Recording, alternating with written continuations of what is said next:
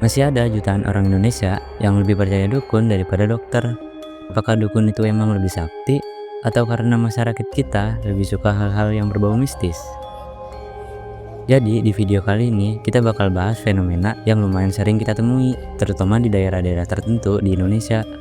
Kenapa sih banyak orang yang milih dukun daripada dokter? Apa ada hubungannya sama budaya kita? Atau ini soal kepercayaan aja? Sebelum itu, kita harus ngerti dulu kenapa masyarakat Indonesia itu erat banget sama yang namanya dukun.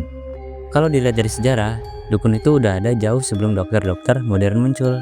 Mereka dianggap sebagai orang yang punya ilmu lebih, kayak bisa ngobatin orang sakit, manggil hujan, atau sampai ngusir makhluk halus.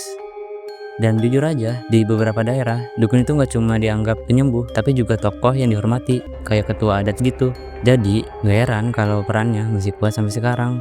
Di Indonesia sendiri, perdukunan berkembang seiring zaman. Sebelum agama besar masuk, masyarakat kita menganut animisme dan dinamisme, di mana dukun jadi media terutama. Tapi tradisi ini bukan cuma soal dukun-dukun yang kita bayangin kayak di film horor.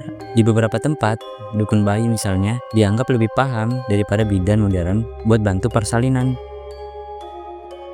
Ini karena budaya lokal seringkali lebih percaya pada pengalaman daripada teori. Sekarang kita masuk ke alasan kenapa dukun masih jadi pilihan banyak orang. Coba deh bayangin, kalian tinggal di desa terpencil yang bahkan sinyal aja nggak ada, apalagi rumah sakit. Di situ, dukun tuh bisa dibilang jadi satu-satunya opsi, dan ya karena lokasinya juga deket. Masyarakat kita tuh emang udah terbiasa sama yang namanya hal-hal mistis.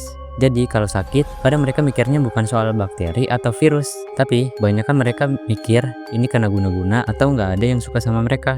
Nah di situ dukun dianggap lebih bisa menyelesaikan masalah. Berobat ke dokter itu mahal, meskipun sekarang udah ada BPJS yang bisa bikin layanan kesehatan lebih murah, bahkan gratis, tapi masih banyak masyarakat yang merasa ribet sama urusan administratifnya.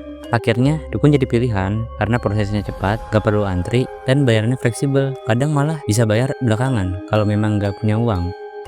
Banyak orang yang merasa dokter itu terlalu formal dan kurang empati. Misalnya, ada pasien yang cuma dikasih obat tanpa penjelasan detail tentang obat itu. Atau ada dokter yang kesannya terburu-buru karena antrian pasiennya panjang.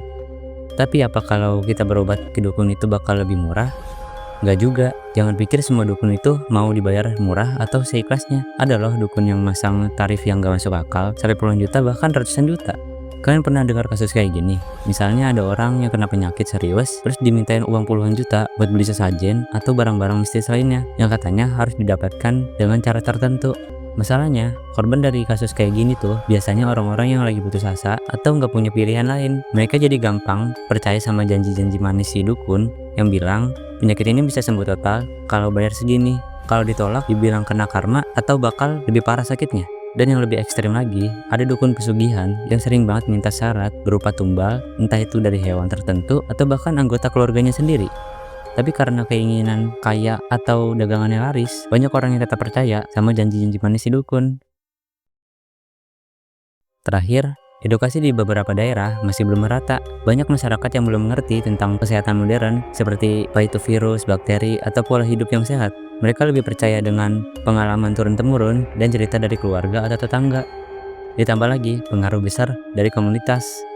Kalau keluarga atau lingkungan bilang, mending ke dukun aja, itu tradisi kita. Ya, orang jadi ikut-ikutan. Apalagi kalau ada stigma negatif tentang rumah sakit, seperti ketakutan akan operasi atau rawat inap. Penting banget buat kita nggak langsung ngejudge orang yang percaya dukun, karena ini soal kebiasaan dan budaya. Yang harus kita lakukan adalah pelan-pelan mengedukasi, misalnya pemerintah atau tenaga medis bisa mendekati diri ke masyarakat dan dikasih pemahaman soal kesehatan dengan cara yang relatable.